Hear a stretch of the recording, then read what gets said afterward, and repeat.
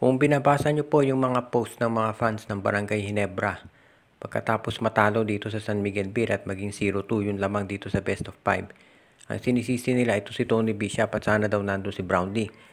Sana nga nandun si Brownlee pero wala siya doon. So ang tanong ngayon, si Bishop pa talaga ang dapat sisihin dito. Sa tingin ko naman ginagawa ni Bishop yung magagawa niya talaga at maganda naman yung nilalaro niya. Of course, yung kanyang pang takeover mode hindi katulad ni Brownlee pero effective pa rin siya. Ang nakita natin na kulang dun sa game 2, una yung mga puntos ni Christian Stan Hardinger. Nakita natin hindi siya effective at talagang maraming namintis na free throws. Si Japet Aguilar 2 points lang. Ang isa pa dito siguro pwede nating ma-point out, hindi naman talaga dapat masisi si Bishop dahil hindi lang naman siya may pagkukulang. Kung napanood nyo yung game si Coach Tim Cone, pinili talagang gamitin si Maverick Ahanmisi. Marami na score si Ahanmisi pero ang dami rin niya mga tirang mintis. Sana ginamit man lang si Stanley Pringle ng 4th quarter at sinubukan. Dahil naging masyado ng predictable ang takbo ng Barangay Ginebra. Kung sakaling sinubukan si Pringle baka naging mas maganda pa takbo. O kaya itong si Nards Pinto na naka 3-point shot din nung early part ng laro. In other words, masyadong maikli yung rotation nito si Coach Tim Cone. Sa ibang mga kupunan pwede yan pero pag dito sa San Miguel mahirap dahil sa San Miguel marami ginagamit na players kaya fresh sila paragi. Ito si Japet Aguilar 2 points lang nga na-score nakita natin. So mukhang isa pang problema yan kinakailangan mag-deliver. Na naging consistent lang talaga dito sa Ginebra so far itong si Bishop, itong si Malonzo at itong si Scottie Thompson.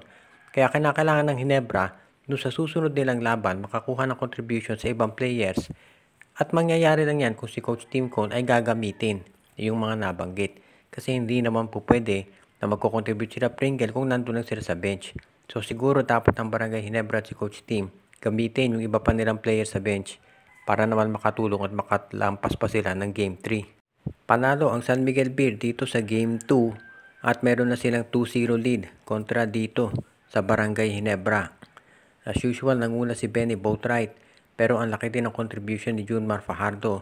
Yung kanyang puntos, rebounds at actually yung 6 blocks niya napakalaki din nun. Si Marshall Lassiter ang daming 3 points at ang importante pa dito, ang ganda ng nilaro nitong si Jeron Teng. 8 minutes lang siya naglaro pero naka 7 points, yung rebounds at yung steals niya. Ang laki ng ginawa na tulong nitong si Jeron Teng dito sa San Miguel Beer. Kaya dito makikita natin na napaka-importante yung lalim ng bench ng SMB. Tama yung sinabi ni Coach Tim Cone na ang hirap bantayan ng San Miguel Beer dahil hindi mo maraman kung sino ang mangunguna. Nung una, ang tumulong dito kay Benny Boatwright sa Game 1 si CJ Perez. Ngayon, ang nangyari dito sa Game 2, ang tumulong naman ay itong si Marshall Lassiter at pati na itong si Jeron Teng. Malay natin kung sino naman ang susunod dito na mangyayari sa Game 3. Ang maliwanag dito, sinabi ni Coach George Gallant, minatch ng San Miguel Beer yung intensity nitong Barangay Ginebra dahil alam nila na gagawin ito ang lahat para makatabla. Actually, maganda nga umpisa ng San Miguel Beer, naka 10-0 sila pero nahabol. Ang importante rin dito, lumawang ng 4th quarter nung umpisa itong Barangay Ginebra pero yung sunod-sunod na puntos ni Marshall Lassiter, iyon ang naging susi kung bakit sila nakabawi. At syempre, yung mga defensive stops nito si Junmar Fajardo at yung 3-point shooting ni Benny Boatwright. Napakalaking bagay nung meron kang floor spacer na katulad ni Boatwright. Kaya dito natin makikita na tama yung ginawa ng San Miguel Beer na kumuha ng import na may 3-point shooting. Nung huli silang kumuha ng ganitong klaseng import, si Chris McCullough, nag-champion ng San Miguel Beer. Pero malayo pa tayo dyan. Kinakailangan muna kung ikaw ay San Miguel, tapusin mo na yung serye dahil kapag binigyan mo ng chance ang Ginebra na manalo, magkakaroon niya ng kumpiyansa at baka maging delikado pa SMB sa huli. Ang isa sa katanungan ngayon dito sa MVP group ay kung anong mangyayari dito kay Poy Eram. Alam natin si Poy Eram ilang buwan yan na hindi makapaglalaro dahil doon sa kanyang knee operation. At ang tanungan ng karamihan kung ito ba ay ititrade na ng TNT dahil ang gusto nilang makuhang sentro ay itong si Brandon Ganuelas Roser.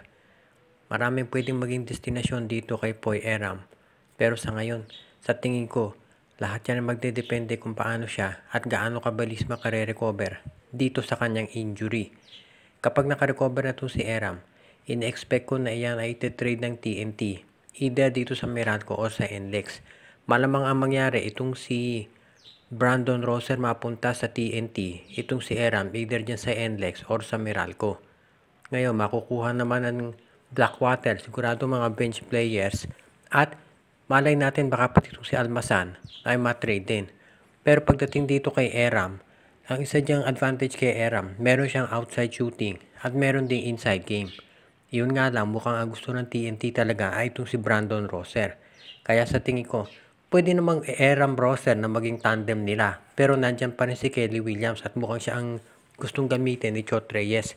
Kaya sa tingin ko itong si Eram, pakadali niya si NLEX kapag ang coach ng NLEX si Norman Black or itong si Jong Wichiko.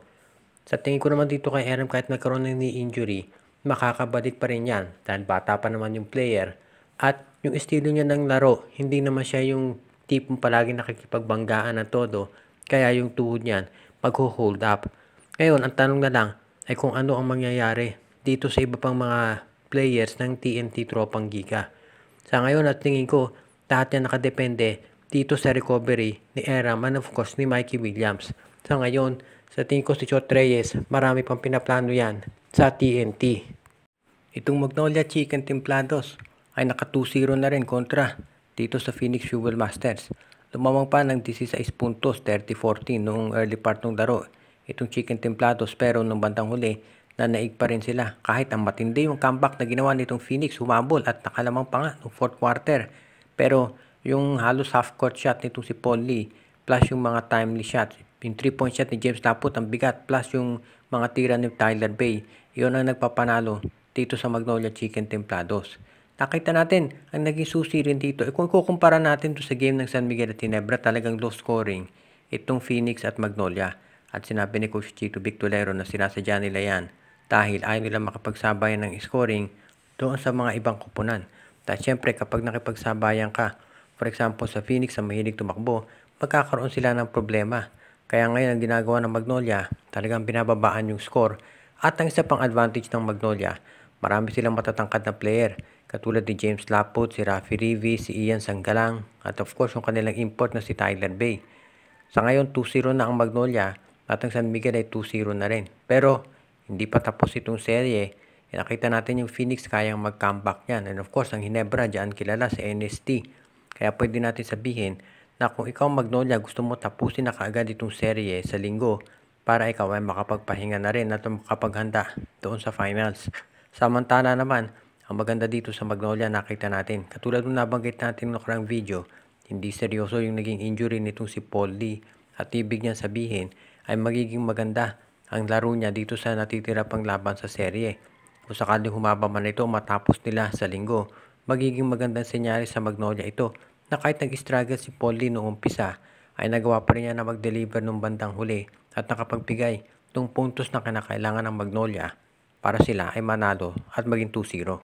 Shout out kay Joseph Pineda, Donel Santiago, Joshua Giray, Espejo at Rosales family, JJ Sibum, RG Bueno at Dalina family, Ronald Barbosidad, kay Dionisio Santiago, Judy Edwina, Shaina Carl Jaira at Jonah Villarosa, kay Edwin Carmona Jr., Oji, Len, Gia at Gio Santillana at Tagle family, Rico Olarte, kay Jonel Alagon at Celino Valles family.